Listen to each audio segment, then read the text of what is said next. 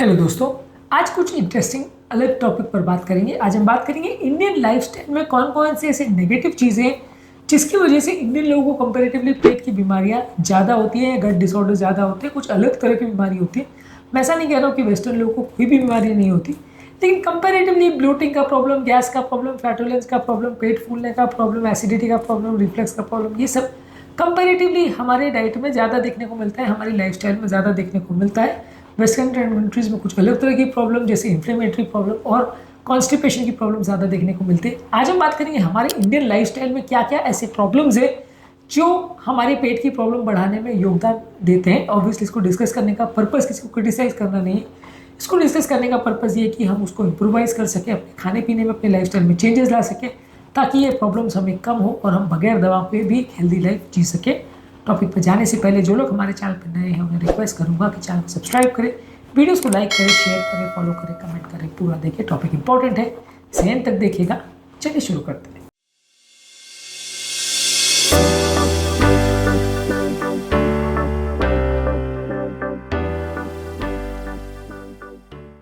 सबसे पहले कुछ डाइट रिलेटेड फैक्टर्स हमारे इंडियन डाइट में।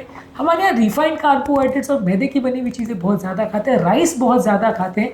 वेस्टर्न कंट्रीज में कंपेरेटिव इतना ज़्यादा राइस का इंटेक नहीं। हमारे यहाँ ज़्यादातर क्विजीन्स में लोगों का पूरा दिन नहीं जाता जिसमें वो राइस का कोई भी प्रोडक्ट नहीं खाते। सुबह दोपहर शाम रात कभी ना कभी वो राइस तो खाते ही हैं। ये बहुत स्टेपल डाइट का पार्ट माना जाता है, जो कि काफ़ी ज़्यादा अनहेल्दी है, बहुत सारी पेट की बीमारियाँ होती है इसकी वजह से। इसके अलावा मैदे की बने हुए बहुत सारे प्रोडक्ट्स लेते हैं। मैदा ऑब्वियसली सब जानते हैं कि पेट की हेल्थ के लिए बहुत ज़्यादा ख़राब है, बहुत सारी तरह की प्रॉब्लम्स क्रिएट करता है, बहुत ज़्यादा इन्फ्लेमेशन क्रिएट करता है, इनफैक्ट पूरे शरीर की हेल्थ के लिए वो नुकसानदायक है।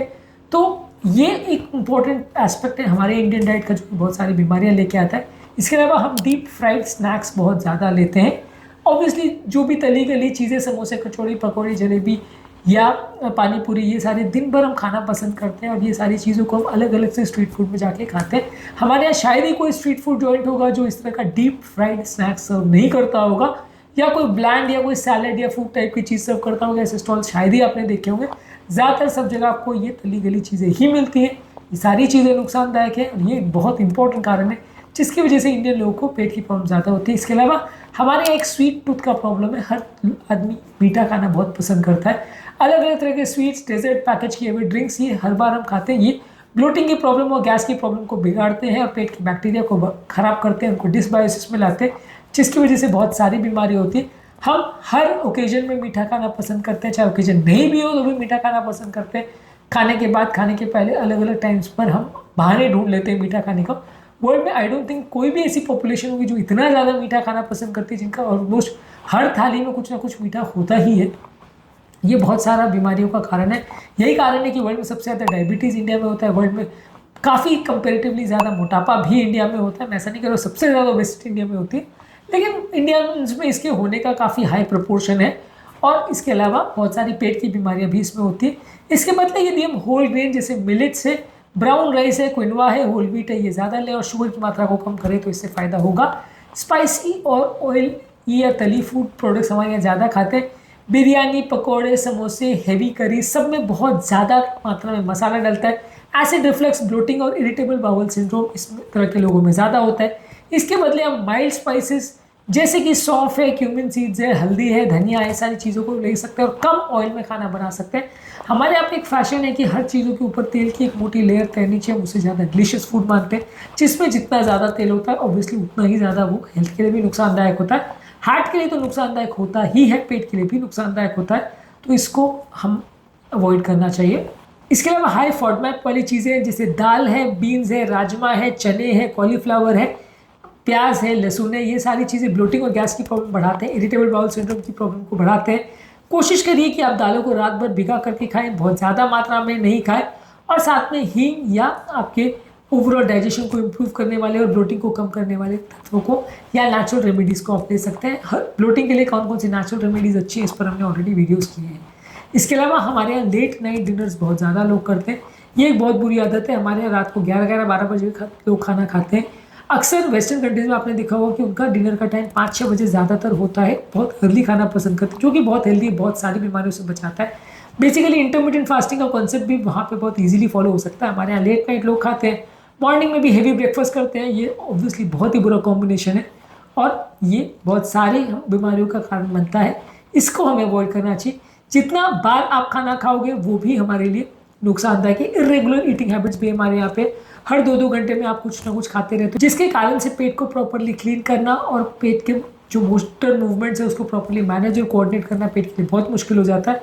बहुत सारे प्रॉब्लम्स इससे क्रिएट होते हैं। कोशिश करिए कि आपका रात का खाना 7-8 बजे के बाद आप ना खाएं और हर 2 खाद्य पदार्थों को खाने के बीच में एटलीस्ट 5 घंटे का गैप होना चाहिए। इसके अलावा सोशल गैदरिंग्स में बहुत ज़्यादा खाने का प्रॉब्लम है अपने यहाँ पे। लोग सोशल गैदरिंग में लोग अक्सर खाना खाने के लिए जाते हैं, ऐसा लगता है, इतना ज़्यादा ओवर ईटिंग करते हैं, इतने ज़्यादा मीठी चीज़ें, फ्राइड फूड, रिच करीज लेते हैं।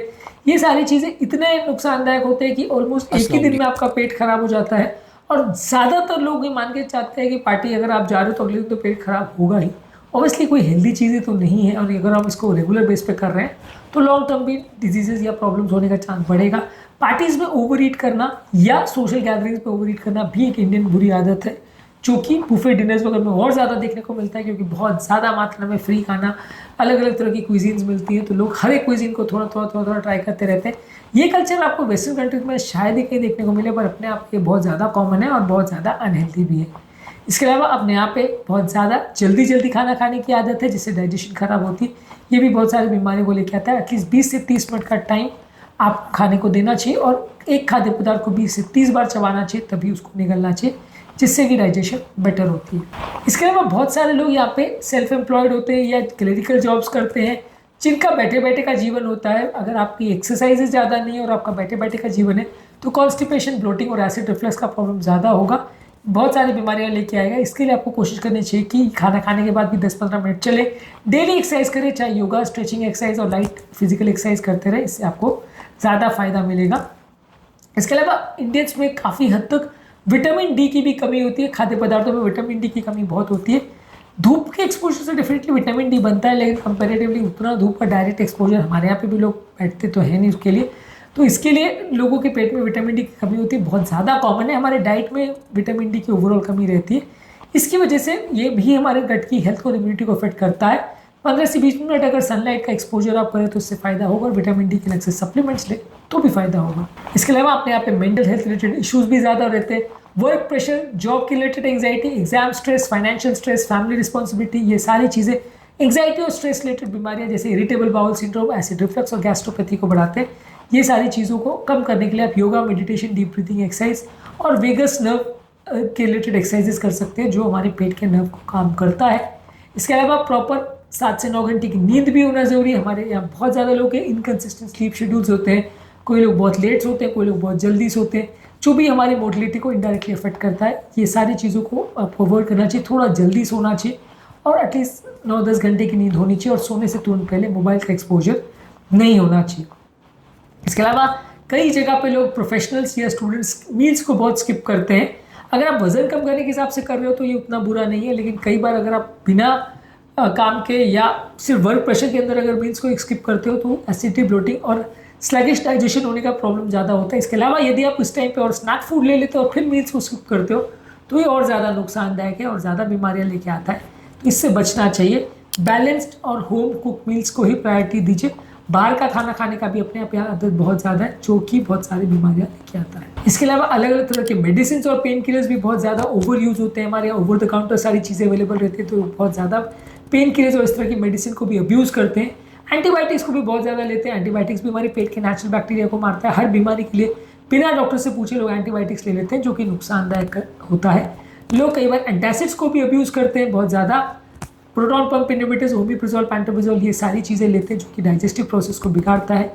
इसके अलावा नेचुरल प्रोबायोटिक्स आपको लेना चाहिए। वो एक्चुअल में ऐसी दवा है जो आपके पेट के नेचुरल बैक्टीरिया को इम्प्रूव करती है, और जो दवाइयों को अब्यूज़ करने की आदत है उसको बंद करना चाहिए, तो बहुत सारी तरह की हेल्थ रिलेटेड प्रॉब्लम्स होगी। अपने डाइट को इम्प्रूव करने के लिए आप क्या कर सकते हो? फाइबर रिच होल फूड्स लीजिए, रिफाइंड कार्बोहाइड्रेट और शुगर वाली चीज़ें और तली हुई चीज़ों को अवॉइड करिए। 4 से 5 घंटे का खाने में गैप होना चाहिए। खाने के बाद 10 से 15 मिनट तक वॉकिंग करना चाहिए। Yoga, meditation, deep breathing exercise करना चाहिए। 7 से 9 घंटे की नींद लेना चाहिए। नेचुरल गट हीलर्स जैसे अदरक है, त्रिफला है, सौंफ है, क्यूमिन है, हल्दी है, ये सारी चीज़ों को लीजिए। ये आपके लिए ओवरऑल एक नेचुरल गट हीलिंग का काम करेंगे और पेट की बहुत सारी बीमारियों से बचाएंगे। हमारी इंडियन डाइट में और क्या क्या इंपॉर्टेंट इश्यूज है और क्या क्या हेल्थ रिलेटेड हज़ार्ड्स हमारे यहाँ पे होते हैं, इस पर हमने ऑलरेडी काफ़ी सारे वीडियोस किए हैं। इन वीडियोस को ज़रूर चेकआउट करिए। इंडियन डाइट को इंप्रूव करने के लिए आप क्या कर सकते हो, उसको ज़्यादा हेल्दी बनाने के लिए क्या कर सकते हो, इस पर भी हमने अलग से वीडियोज़ किए, इसको भी ज़रूर देख लीजिएगा। टॉपिक एंड करने से पहले जो लोग हमारे चैनल पर नए हैं मैं रिक्वेस्ट करूँगा कि चैनल को सब्सक्राइब करें, वीडियोज़ को लाइक करें, शेयर करें, फॉलो करें, कमेंट करें।